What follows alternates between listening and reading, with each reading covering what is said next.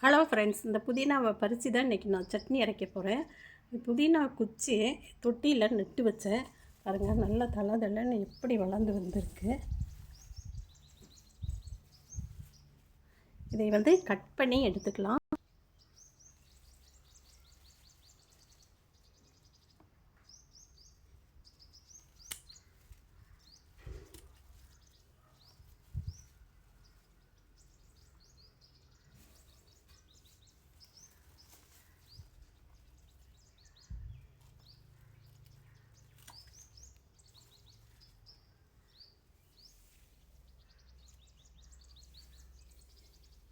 நமக்கு தேவையானதை இதை கட் பண்ணி எடுத்துக்கலாம்.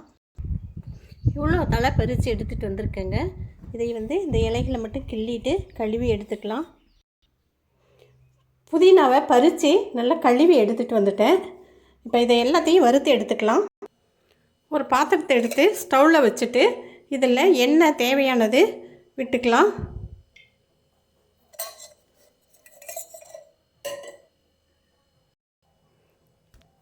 உளுந்து இதில் சேர்த்துக்கலாம். உளுந்து நல்லா வறுப்பட்ட உடனே நான் ஒரு துண்டு இஞ்சி எடுத்து வச்சுருக்கேன். இதையும் சேர்த்துக்கலாம். பூண்டு நல்லா பெருசாக ஒரு கட்டி பூண்டை எடுத்து உரித்து எடுத்து வச்சேன். இதையும் போட்டுக்கலாம். காரத்துக்கு தகுந்த மாதிரி நான் பச்சை மிளகாய் 3 சேர்க்குறேன்.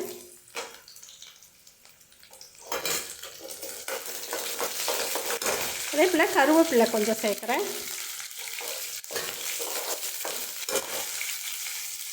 ஜீரகம் ஒரு 1/2 ஸ்பூன் இருக்கும், அதையும் சேர்த்து வறுத்துக்கலாம்.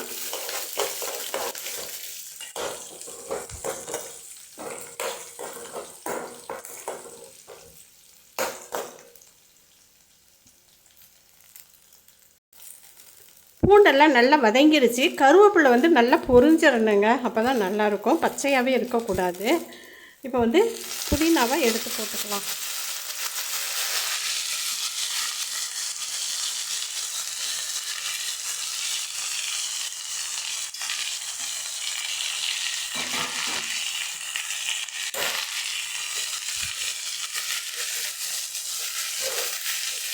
அடுப்பை சிம்லேயே வச்சுக்கோங்க.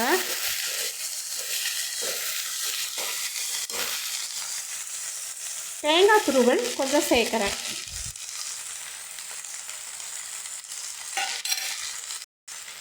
புளி கழுவிட்டு எடுத்து வச்சுருக்கேன். இது ஒரு துண்டு சேர்த்துக்கிறேன். உங்கள் புளிப்பு தகுந்த மாதிரி காரம் புளியெல்லாம் சேர்த்துக்கோங்க. நான் தக்காளி வெங்காயம் எதுவுமே நான் சேர்க்கலை. இப்போ இதுக்கு தகுந்த உப்பு, கல் உப்பு நான் சேர்க்குறேன்.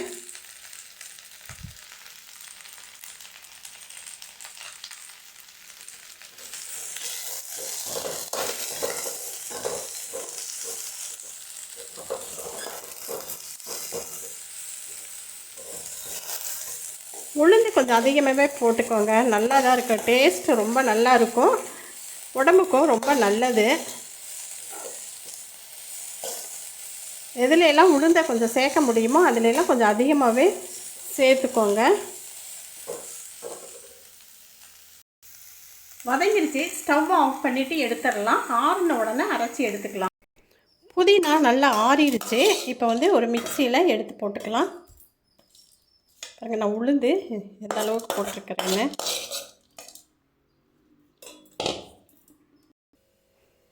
சட்னியை அரைச்சி எடுத்துகிட்டு வந்துட்டேன். இதில் கடுகு உளுந்து போட்டு ஒரே ஒரு காஞ்ச மிளகாய் போட்டுட்டு தாளித்து எடுத்து போட்டிருக்கேன். நல்லா சூடாக சாப்பாடு வடமும் பொரித்து எடுத்து வச்சுருக்கேன். இது வீட்லேயே நான் பண்ணினது தான். நல்லா சட்னியை கொஞ்சம் எடுத்து போட்டுக்கலாம்.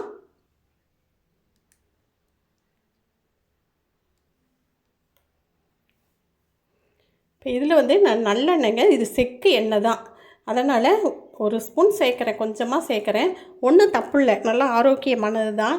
நல்லெண்ணெயெல்லாம் அப்போல்லாம் நல்லா சாம்பார் சாதத்திலெல்லாம் ஊற்றி சாப்பிடுவாங்க. புளிச்சக்கீரையெல்லாம் கடைஞ்சா இதை ஊற்றி நிறைய எல்லோருமே இதையே சாப்பிடுவாங்க. நம்ம இன்றைக்கி கொஞ்சம் தான் சேர்த்துருக்கேன் நான். இதெல்லாம் முழங்கால் வலிக்கெல்லாம் கொஞ்சம் ஊற்றி சாப்பிட்டா ஒன்றும் தப்பு இல்லை, சாப்பிட்லாம்.